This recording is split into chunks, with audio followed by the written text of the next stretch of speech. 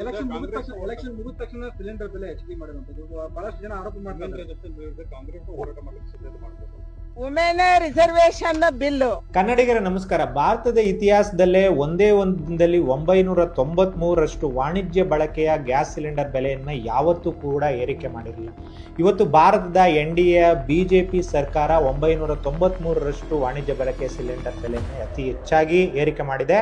ಇದು ಮಾರ್ಚ್ 1ನೇ ತಾರೀಕಿಂದ ಇಲ್ಲಿವರೆಗೆ ಸುಮಾರು 1500 ರೂಪಾಯಿಯಷ್ಟು ಹೆಚ್ಚಿಕೆಯನ್ನು ಮಾಡಿದೆ. ಇವತ್ತು ಬೆಂಗಳೂರಿನಲ್ಲಿ 3173 ಒಂದು ವಾಣಿಜ್ಯ ಬಳಕೆ ಗ್ಯಾಸ್ ಸಿಲಿಂಡರ್, ಅದು ಲೀಗಲ್ ಆಗಿ. ಇಲ್ಲಿಗಲ್ ಆಗಿ 4500, 5500, 6000ವರೆಗೂ ಇವತ್ತು ಬಿಕರಿ ಆಗ್ತಾ ಇದೆ. ಇದ್ರ ಬಗ್ಗೆ ಯಾವುದೇ ಪರಿವೇ ಇಲ್ಲದೆ ನಮ್ಮ ಮಾನ್ಯ ಶೋಭಾ ಕರಂದ್ಲಾಜೆ ಅವರು ಚಿಕ್ಕ ಮತ್ತು ಸಣ್ಣ ಉದ್ಯಮಗಳ ರಾಜ್ಯ ಸಚಿವೆ, ಜೊತೆಗೆ ಕಾರ್ಮಿಕ ಮತ್ತು ಉದ್ಯೋಗದ ರಾಜ್ಯ ಸಚಿವೆ ಆಗಿದ್ದಾರೆ. ಇವರು ಹೇಗೆ ಪ್ರತಿಕ್ರಿಯೆ ಕೊಡ್ತಾರೆ ನೋಡಿ.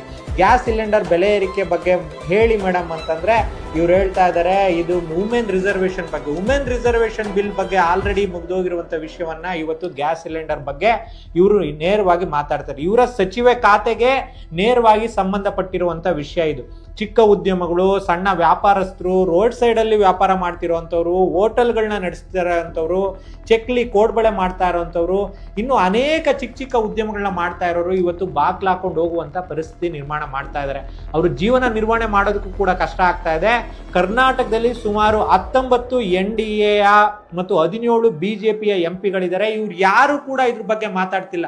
ಮಾತಾಡಿದ್ರೆ ರೋಡಿಗೆ ಬಂದು ಬೀದಿಗಿಳಿಯುವಂತ ತೇಜಸ್ವಿ ಸೂರ್ಯ ಕೂಡ ಇದ್ರ ಬಗ್ಗೆ ಮಾತಾಡ್ತಿಲ್ಲ. ಇವರೆಲ್ಲ ನಮಗೋಸ್ಕರ ಚುನಾವಣೆಯಲ್ಲಿ ಗೆದ್ದೋಗಿ ಜನಸಾಮಾನ್ಯರನ್ನ ಇವತ್ತು ಇಕ್ಕಟ್ಟಿನ ಪರಿಸ್ಥಿತಿಗೆ ನಿಲ್ಲಿಸ್ತಾ ಇದ್ದಾರೆ. ಇಂಥ MP-ಗಳಿಂದ ನಮ್ಮ ದೇಶ ಉದ್ಧಾರ ಆಗೋದಕ್ಕೆ ಸಾಧ್ಯ, ಅಥವಾ ನೀವು ಏನಾದ್ರೂ ಉದ್ಧಾರ ಆಗೋದಕ್ಕೆ ಸಾಧ್ಯನಾ? 5 ರಾಜ್ಯಗಳ ಚುನಾವಣೆ ಮುಗಿಯೋದನ್ನೇ ಕಾಯ್ತಿದ್ದಂತ ಈ BJP ಸರ್ಕಾರ ಇವತ್ತು ಇಷ್ಟೊಂದು ಗ್ಯಾಸ್ ಸಿಲಿಂಡರ್ ಬೆಲೆನ ಹೆಚ್ಚು ಮಾಡಿದೆ. ಇನ್ನ ಕೆಲವೇ ದಿನಗಳಲ್ಲಿ 10ರಿಂದ 20 ರೂಪಾಯಿಯಷ್ಟು ಪೆಟ್ರೋಲ್ ಡೀಸೆಲ್ ಬೆಲೆಯನ್ನು ಕೂಡ ಇವರು ಹೆಚ್ಚು ಮಾಡ್ತಾರೆ. ಇವರು ಯಾರೂ ಕೂಡ ಸಾಮಾನ್ಯ ಜನರ ಪರವಾಗಿಲ್ಲ. ಮತ್ತು ಸರ್ಕಾರದ ವ್ಯವಸ್ಥೆ ಇವತ್ತು ಜನಸಾಮಾನ್ಯರಿಗೆ ಅನುಕೂಲ ಮಾಡುವಂತ ಯಾವುದೇ ರೀತಿಯ ಕಾರ್ಯಕ್ರಮಗಳನ್ನ ಮಾಡ್ತಾ ಇಲ್ಲ. ಕಾರ್ಪೊರೇಟ್ ಕುಳಗಳಿಗೆ, ಕಾರ್ಪೊರೇಟ್ ಕಂಪನಿಗಳಿಗೆ ಅವರಿಗೆ ಏನು ಉಪಯೋಗ ಆಗುತ್ತೋ ಅವೆಲ್ಲ ನೀತಿಗಳನ್ನ ಮಾರ್ಪಾಟ್ ಮಾಡ್ತಾ ಇದ್ದಾರೆ. ಇವತ್ತು ಚೀನಾ ದೇಶದವರು ಯಾವುದೇ ಬೆಲೆ ಏರಿಕೆ ಮಾಡದೆ ಅಷ್ಟೊಂದು ಜನರಿಗೆ ಗ್ಯಾಸ್ ಮತ್ತು ಪೆಟ್ರೋಲಿಯಂ ಉತ್ಪನ್ನಗಳನ್ನ ಸರಬರಾಜು ಮಾಡ್ತಾ ಇರಬೇಕಾದ್ರೆ ನಮ್ಮ ದೇಶದ ಕಾನೂನುಗಳು ಮತ್ತು ನಮ್ಮ ದೇಶದ ವ್ಯವಸ್ಥೆಗಳು ಇವತ್ತು ಕೆಲವು ಕಂಪನಿಗಳಿಗೆ, ವ್ಯವಸ್ಥೆಗಳಿಗೆ ಅವ್ರಿಗೆ ಬೇಕಾದಂತ ಲಾಭ ಮಾಡ್ಕೊಳ್ಳೋದಕ್ಕೆ ವ್ಯವಸ್ಥೆ ಮಾಡ್ಕೊಡ್ತಾ ಇದ್ದಾರೆ ಹೊರತು ನಮ್ಮಂತ ನಿಮ್ಮಂತ ಸಾಮಾನ್ಯ ಜನರಿಗೆ ಯಾವುದು ಅನುಕೂಲ ಮಾಡ್ಕೊಡಲ್ಲ. ಹಾಗಾಗಿ ನೀವು ಈ ವಿಡಿಯೋವನ್ನ ಅತಿ ಹೆಚ್ಚಾಗಿ ಶೇರ್ ಮಾಡಿ ಮತ್ತು ನನ್ನನ್ನು ಫಾಲೋ ಮಾಡೋದನ್ನ ಮರಿಬೇಡಿ. ಈ ಜನರ ವಿರೋಧಿಯಾಗಿ ನಡ್ಕೊಳ್ತಾ ಇರುವಂತ ಈ ಸರ್ಕಾರಕ್ಕೆ ಬುದ್ಧಿ ಕಲಿಸೋವರೆಗೂ ನಾವು ವಿಡಿಯೋವನ್ನ ಶೇರ್ ಮಾಡೋಣ. ನಿಮ್ಮ ಅಭಿಪ್ರಾಯವನ್ನ ಕಾಮೆಂಟ್ ಮಾಡೋದ್ರ ಮೂಲಕ ತಿಳಿಸ್ತಾ ಇರಿ.